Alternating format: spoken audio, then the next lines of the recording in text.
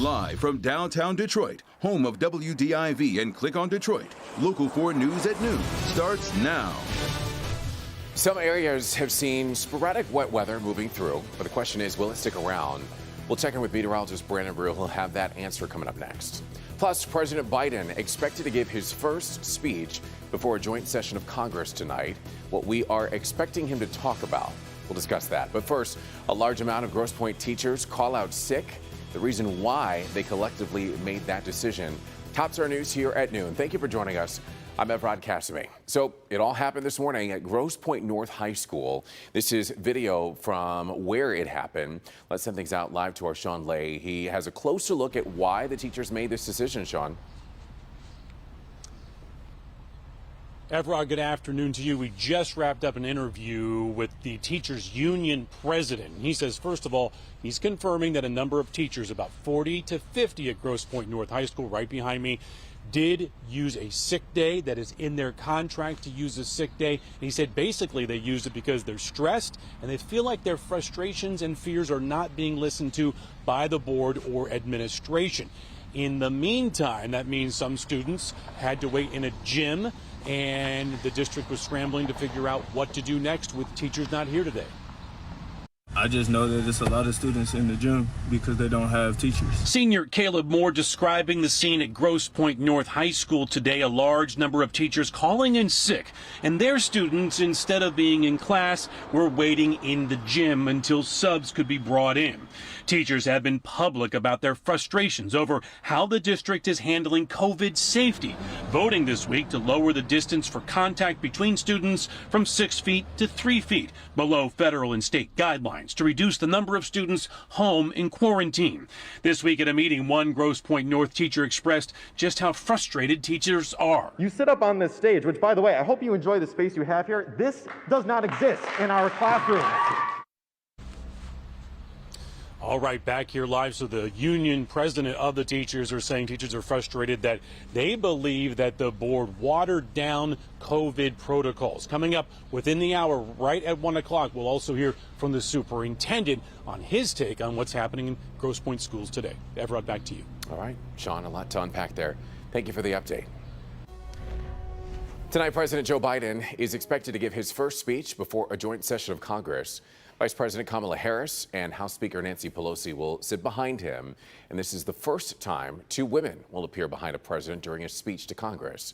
Here's Kristen Welker with a look at what we can expect Biden to discuss during the address. Just hours from now, in his first joint address to Congress, President Biden will aim to show he's making progress on his administration's most pressing challenge, the ongoing fight against COVID-19. Cases and deaths are down dramatically.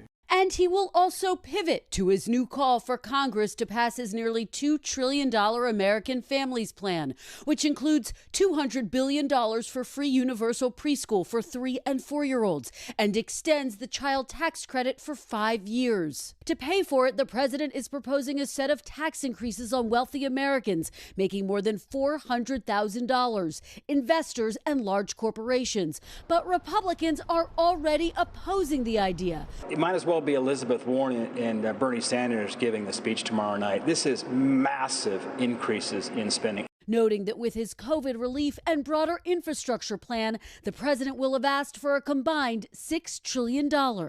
White House officials say the president's other major focus tonight, racial justice and police reform, coming on the heels of Derek Chauvin's conviction, which the president controversially weighed in on before the verdict, saying he was hoping for the right outcome. Tonight, the president will make an urgent push for Congress to pass the George Floyd bill, which would ban chokeholds, make it easier to prosecute law enforcement, and end immunity protections for police. Delivering the Republican response, South Carolina Senator Tim Scott, the Senate's only black Republican who is spearheading the GOP effort to pass police reform. And that was Kristen Welker reporting. Tonight, make sure you stay tuned right here to Local 4 for President Joe Biden's address. NBC News special primetime coverage will be anchored by Lester Holt and Savannah Guthrie, and that does start at 9 o'clock. Turning our attention now to the coronavirus. We're expecting new state case numbers this afternoon. At 2:30, Detroit Mayor Mike Duggan is expected to announce special incentives for people who help others get vaccinated.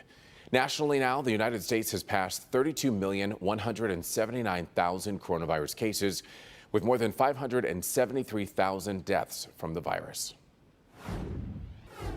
Well, let's take a look at your forecast now on this Wednesday as we give you a live look through our sky cam there at Detroit and the Tigers Stadium, Comerica Park. Let's check in with meteorologist Brandon Rue for a look at what we're expecting. Not a repeat of yesterday, but just a little bit of a change. We have a chance at hitting 80 degrees, Everett, especially since the wet weather has moved through. For the most part, we had some thunder boomers across the tip of the thumb a few hours ago, and then between 9 and about noon, we had these lighter showers over the area. Current stronger showers are over near London, Ontario, even a few rumbles of thunder there. Here's a look at Mount Clemens, and if you look toward the top of your screen, you can kind of see the clouds thinning out, a little bit of blue showing up there. Middle 60s to near 70 degrees, and we thin the clouds out here and there to get us in the neighborhood of 80 degrees. Not much in the way of wet weather left. Again, we talked about the showers that race through, but there are some areas of clearing. A little more moisture back across the Mississippi River that we're tracking. So an isolated afternoon shower or two and a shot at 80 degrees. More rain on the way for tomorrow, Evrod, and this comes with cooler temps ahead. All right, Brandon, thank you. We'll be checking in with him again shortly. Smoke could be seen for miles in Detroit today because of a fire at a dump site on the city's west side. The fire burned at the site near Schoolcraft and Wyoming. The fire department says the tires caught fire, causing all of that smoke. Thankfully, nobody was hurt. Detroit police are now searching for a hit-and-run driver on the city's east side. Police say a car hit a motorcycle at Gratiot and Fordham overnight and then took off. A 29-year-old man was critically hurt. Police are looking for a silver Chevy HHR, so if you know anything, please give police a call. Happening right now, a judge is overseeing a court hearing on whether to release body camera video of a deadly North Carolina police shooting. Andrew Brown was shot last week by deputies serving drug-related search and arrest warrants on his Elizabeth City home. Well, today prosecutors told a judge Brown hit law enforcement officers with his car before they opened fire. The Brown family attorney says a 20-second video clip that they were allowed to watch shows Brown in his car at the time with his hands on the steering wheel. A private autopsy found that Brown was shot 4 times in the arm with a 5th bullet to the back of his head. And if there's a First Amendment right to these recordings, that every day that they're not released harms that right, and it's irreparable. And so release, that weighs in favor of release. Potential jurors in the First Judicial District will draw conclusions according to his words. They will form and express those opinions. It will hinder the orderly administration of justice, and it will hinder a fair trial. And I'll be back out. The FBI has opened a civil rights investigation into Brown's death. All right, so to come here on Local 4 News at noon, Japan is moving forward with plans to open the postponed Tokyo Olympics. We'll show you how they're working to make the event as safe as possible.